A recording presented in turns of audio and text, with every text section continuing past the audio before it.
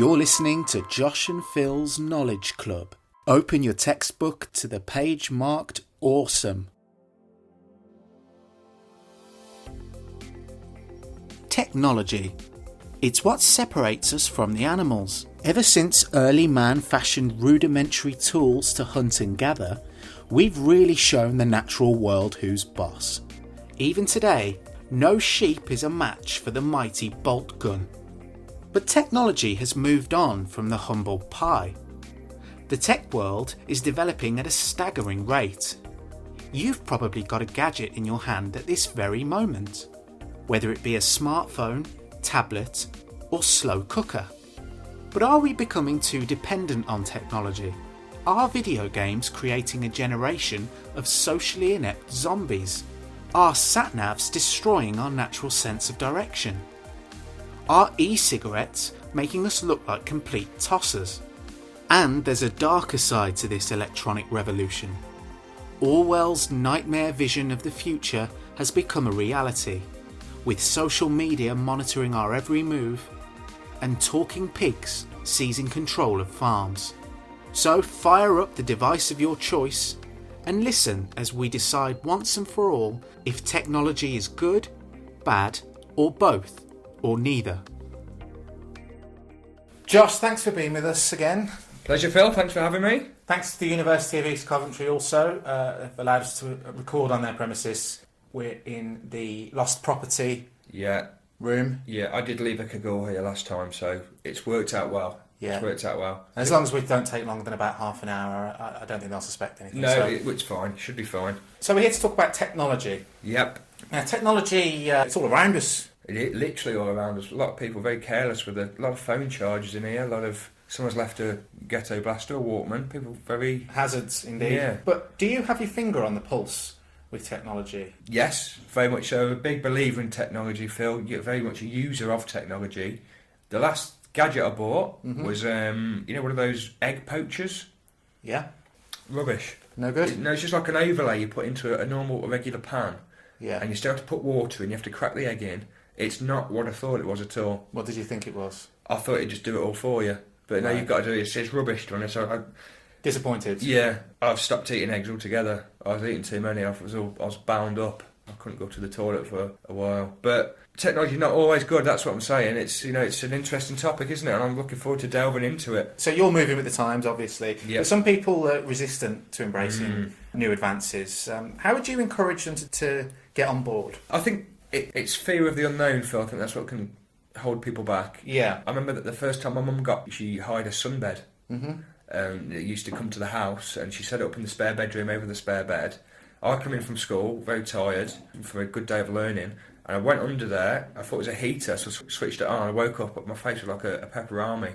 Yeah. One of the black ones, not the red ones, like one of the extra spicy ones.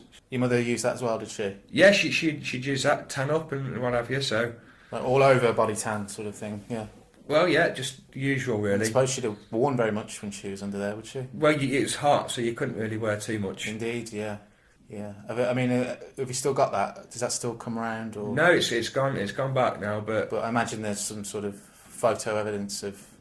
I don't think so. I think it's... You could Google image the general machine, the general sunbed. In terms of your actual mother on the sunbed, you haven't got any snaps? No, I haven't. No. That's a shame. That would have been useful for this, you see. So okay.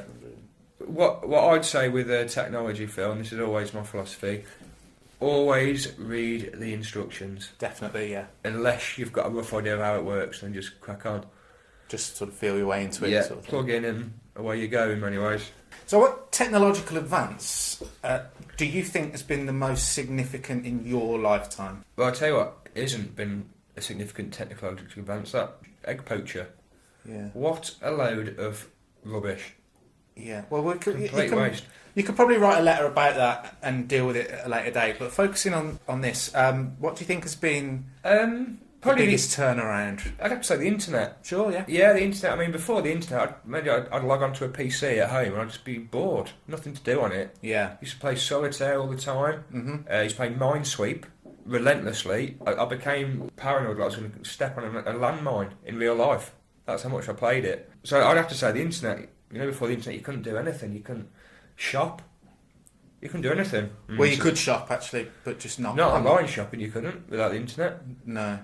No podcasts. No? Before the internet, we'd have had to record this on tape Yeah. and distribute it door to door.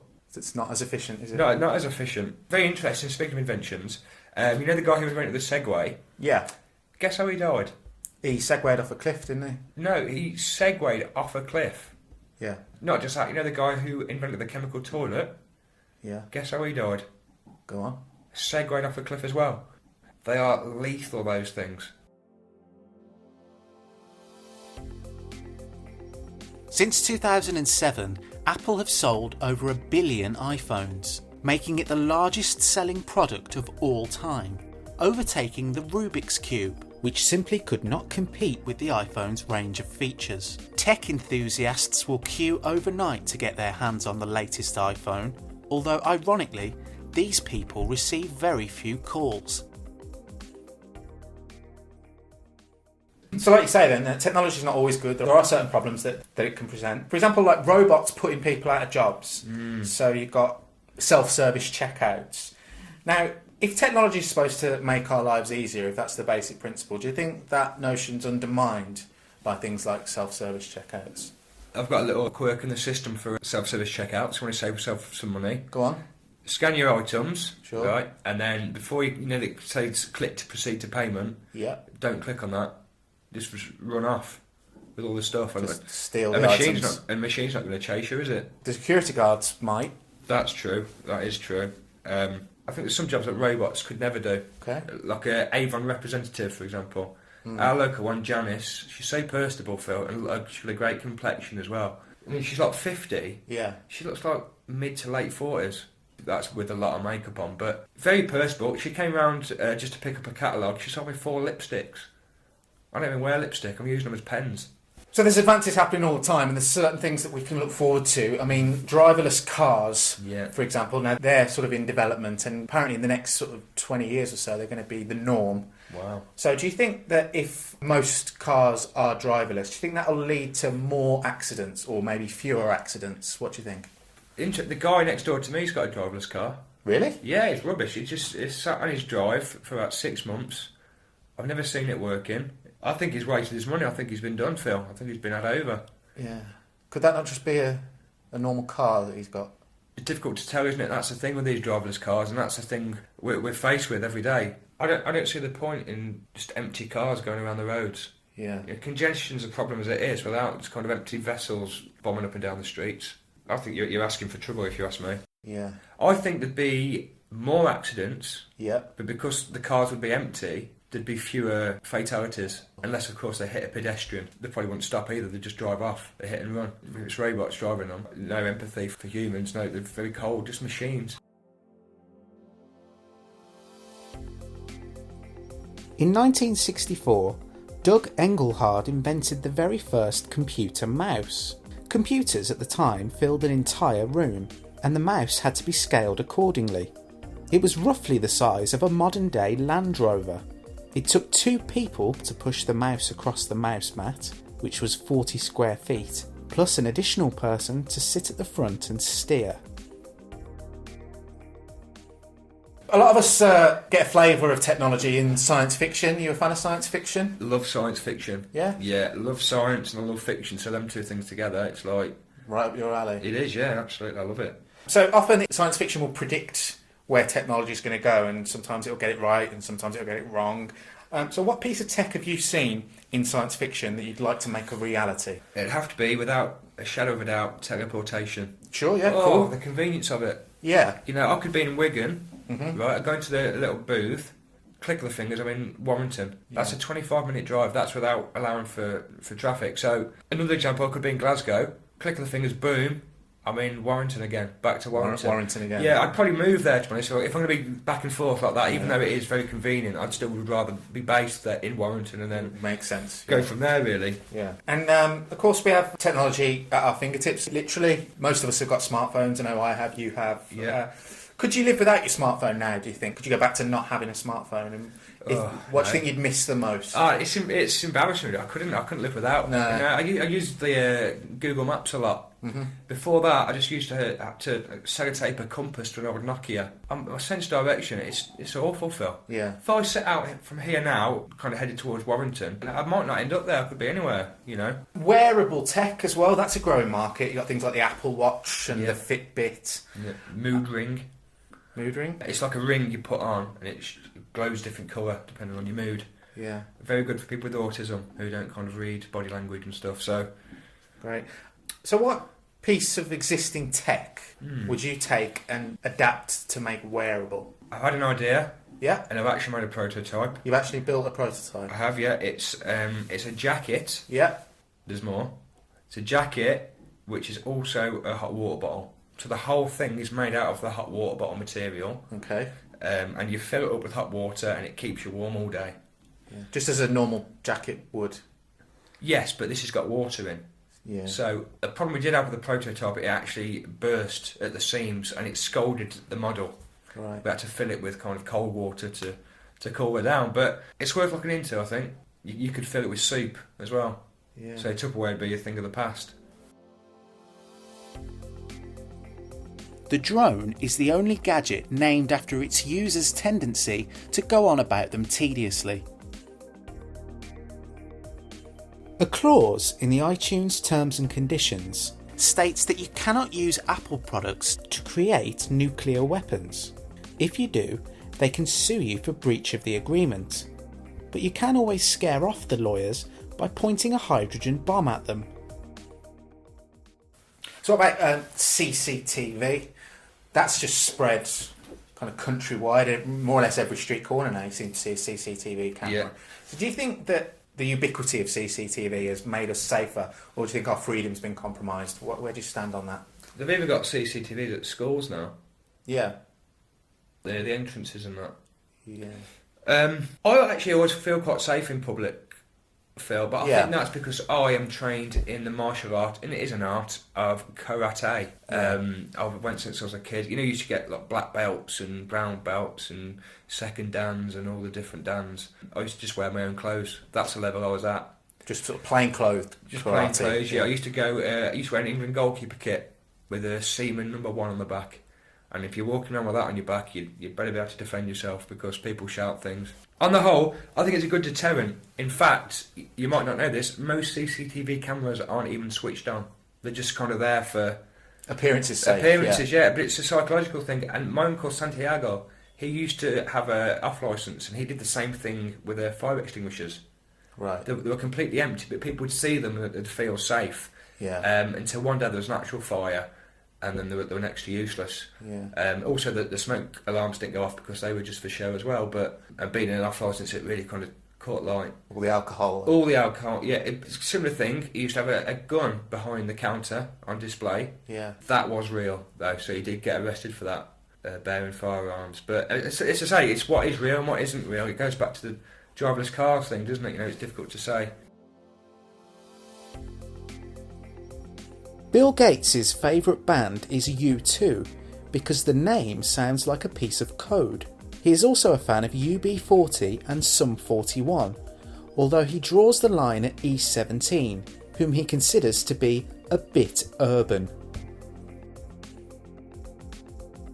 The TV show Star Trek anticipated many technological advances, such as handheld communicators, automatic doors, and all-in-one jumpsuits. However, some aspects of the series were deemed unrealistic, such as the Scottish character living past 65. I'm going to say these words to you then. Let's see what you make of this. Artificial intelligence. Sort of synthetic brains, if you like. I do know. I used to play against the computer on Minesweeper. Yeah. Because you could play 2 players or you could play against the computer. And I think that was what you're getting at here. This is a very early version of that. Sure, yeah, but it's a little bit more advanced now. And if an artificial intelligence was developed that could perform as many functions as the human brain, was as complex as the human brain, how would you navigate the ethics of that? Do you think that an AI could ever be considered human? I think I made a mistake here, Phil. You sent me that question in an email before. I read it as A1, the 90s boy band. I printed off a list of their singles and their chart positions. Yeah. I'm probably not going to be able to use this now. No. But Well, just keep hold of it. We might be able to come back to it at a later date. But sticking with AI, it's like sex dolls, Phil. They're so realistic now, aren't they? It's like having sex with a real woman.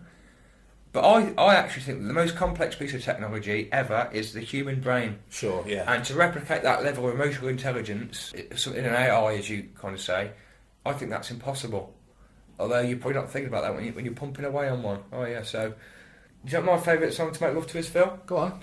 Same Old Brand New You, which is one of 6 top 10 hits for this British-Norwegian three-piece. There are over 269 billion app downloads every year, which works out as one every 269 billion days. The most popular app is Facebook. The least popular app is Rolf Harris's virtual wobble board. Siri, the personal assistant tool on Apple systems, can perform a plethora of functions, from simple appointment reminders to reading erotic fiction out loud. Other companies have introduced their own AI assistants, including Microsoft's Cortana, Amazon's Alexa, and L'Oreal's Elvive. Now, apps. There's a lot of money to be made in apps if you can find something innovative. You know, I mean, like we've spoke about Tinder before, and I know a lot of people use Tinder. You know, certain members of your family, for example, I know your mother's on there. What was that? Sorry, but... My question is, let's say you had to develop an app. Yeah. Pitch me an idea for a new app. Okay. Uber Eats. That's already an app though, isn't it? Hear me out. Uber Eats, but it's just for condiments. And it's a guy on a moped Yeah. just going around with condiments. So you'll be at your house alone by yourself, and you'll be like, I need some tomato sauce. Put it into the app. Next thing, guy turns up at your door with optics, and it's got tomato sauce in. So it can be straight in and out. Yeah, it's like the third emergency service. There's already 3 emergency services though, isn't there? Well, this can replace one of those. What do you think Daft Punk are so reluctant to show their faces? What are they hiding? That's punk music for you, Phil, isn't it? Yeah. I prefer 90s pop. Do you? In particular, a certain cover of "Take on Me," which reached number 3 in the UK charts back in 1998. Josh, well, thanks very much for being with us. That's the end of our discussion on technology and the end of the series, in fact. Oh, that's a shame. Have you felt your mind expanding over the course of this project? My mind's expanded in the sense that, you know, I'm more aware of what podcasts are. Yeah. Before, when you came to me, I didn't have a clue what you were talking about, to be honest. I just thought it was like... Now you've very much got the idea. I've got just getting into it now as it stopped, which is a shame, but I think I'll definitely be downloading some podcasts after this. Great. And we want to say a big thank you to the University of East Coventry. Yeah, lovely. Do head over to their open day, which we'll be there. Yeah, we've got a store, haven't we? Flogging this podcast, if you like. Yeah. So we're not in the main hall, are we? We're in the main display hall. We're kind of... And in fact, not on the same day either, but the spirit of it. What life is all an open day, and I think that is probably the message of the podcast, isn't it? Life is an open day. Yeah, if you like. You've just got to pick up the brochures and see what course takes your fancy, you know, and then, given you've got the right amount of UCAS points and the grades, you can do that course. If not, then no thank you.